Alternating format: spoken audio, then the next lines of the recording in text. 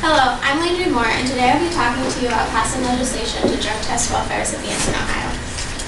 Currently, according to the National Conference of State Legislatures, there are at least 13 states who have already passed this legislation. These states include Alabama, Arkansas, Arizona, Florida, Georgia, Kansas, Michigan, Mississippi, Missouri, North Carolina, Oklahoma, Tennessee, and Utah. NCSL also tells us that the manner of this testing varies from state to state. For example, in some states it applies to all applicants, but in others you have to have specific language in order to test the applicant, and some require a specific screening process.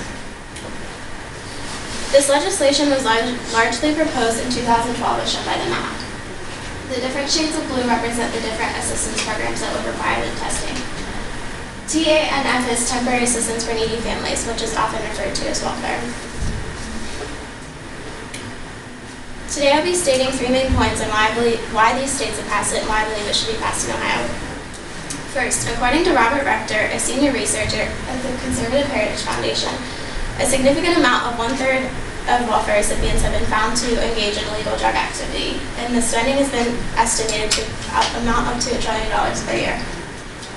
Second, according to John S. Atkinson's study, there is a relationship between psychological distress, employment, and drug use in a sample of welfare recipients. Third, according to scholars John Morgenstern and Kimberly Blanchard, there is a prevalence of barriers to employment among substance-abusing female welfare recipients. As stated, there is a significant amount found in his study, Rector's study, that welfare recipients engage in illegal drug activity, and the spending is estimating up to $1 trillion per year. Due to this, taxpayers are concerned where their money is going and how it is being used. They're expecting welfare recipients to be able to pass a drug test as a core element of reciprocal obligation. According to Rector, evidence shown that drug testing has the potential to significantly reduce unnecessary welfare spending and misuse of funds. Florida is an example of this. After passing this legislation, they had a new welfare enrollment reduction by at least 48%. The good thing in the solution is that instead of people applying and failing, they just decided not to apply. So then in the future, they are able to go back and apply, and once they decide not to take the drugs. Second, it will help to maintain employment and reduce psychological stress. According to John S. Atkinson's study, they are correlated directly to and affect each other. There is a relationship between drug use and employment are reciprocal.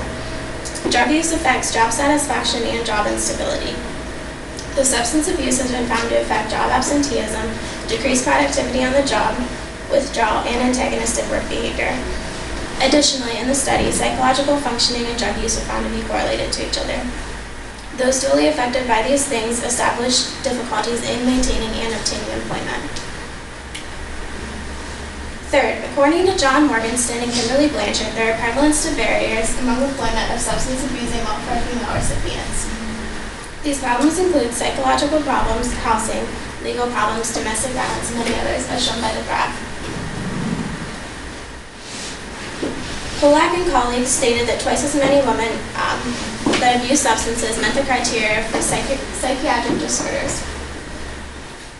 Both associated with these have a lower likelihood of establishing employment. In conclusion, in all my 3 points, these have very extreme effects: job instability, psychological functioning, increase in misuse of funds, prevalent barriers to employment among substance abusers, and all this leads to the dependency on welfare. Florida is an example of passing this. You can always have the opportunity to apply in the future instead of just becoming ineligible.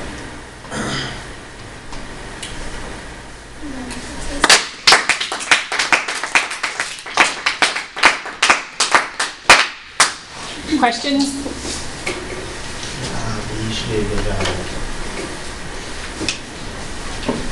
So who is your audience?